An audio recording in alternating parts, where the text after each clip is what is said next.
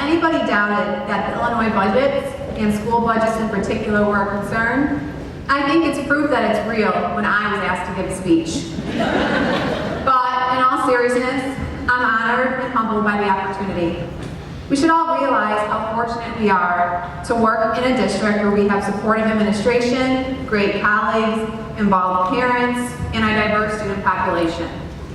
I can look at my class and see future doctors, teachers, and that one kid who just can't seem to stay on task, he could be president. Every year, we are given a classroom of seeds to plant.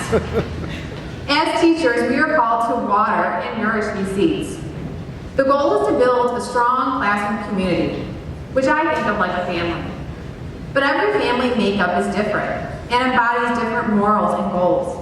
So you have to ask the question, what does your family look like? What do you want your seeds to grow into? Every family is different, and mine specifically may seem different to other people. When I was a third grader riding home from school on the bus, I was sitting in the back, and I overheard a girl from my neighborhood sitting in the row in front of me, calling my sister retarded and laughing about it. Even now, 22 years later, I remember this as such an impactful moment.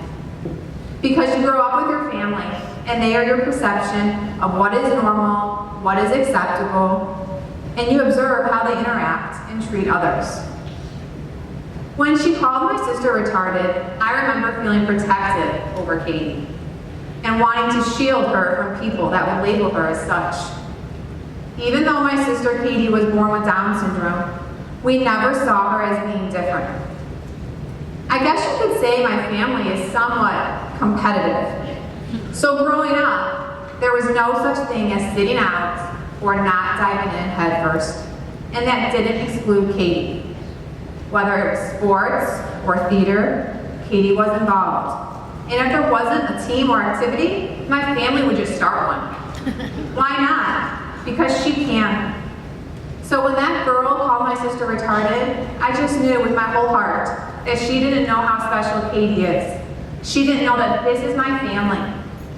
And that's true of every family. Everyone has different gifts and talents, and if you care about them and nurture them, everyone can learn to appreciate them. This is also true of my kindergarten family.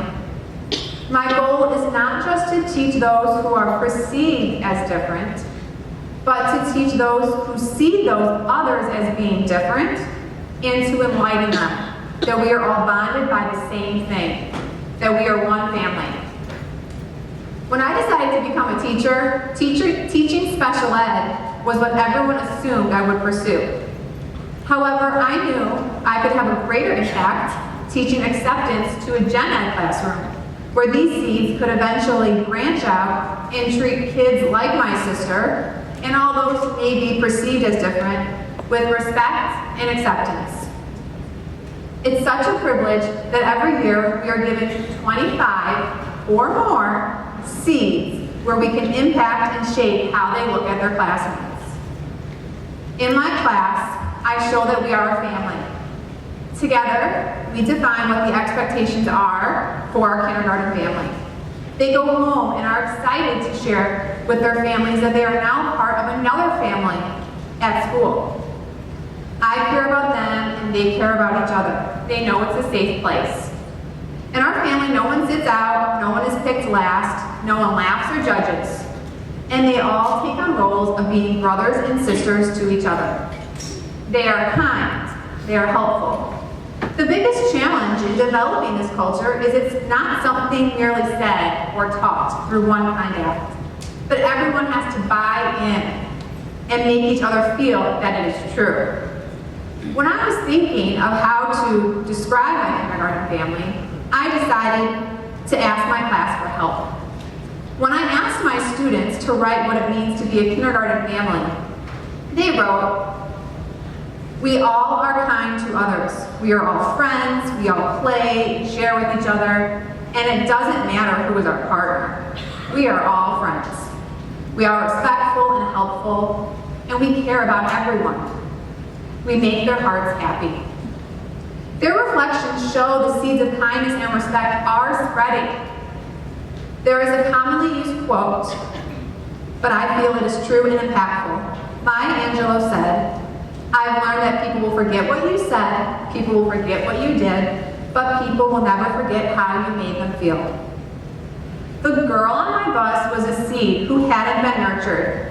She didn't have the opportunity to be a part of a bigger family where we cherish others' differences and make everyone feel that they are accepted, including herself.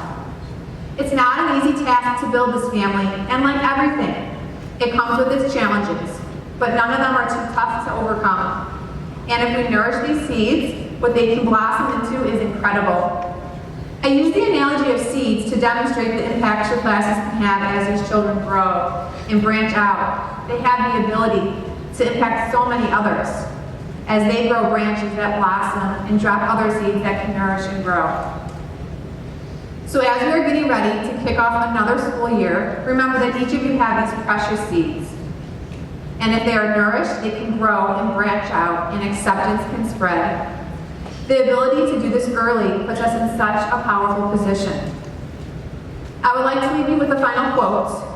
"The chains of habit are too light to be felt till they are too heavy to be broken." I hope you all end the year with the forest of blossoming